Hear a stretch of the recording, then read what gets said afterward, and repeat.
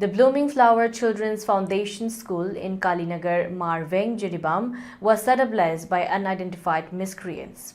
The arson attack occurred at around 4:10 a.m. on October 18.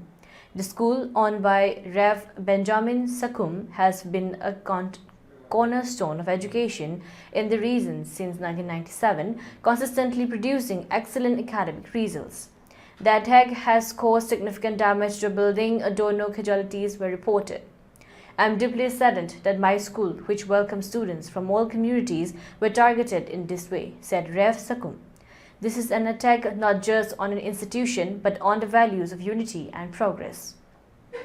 The Manipur General Headquarters condemned the attack, describing it as an assault on education and a deliberate attempt to destabilize the Mar community.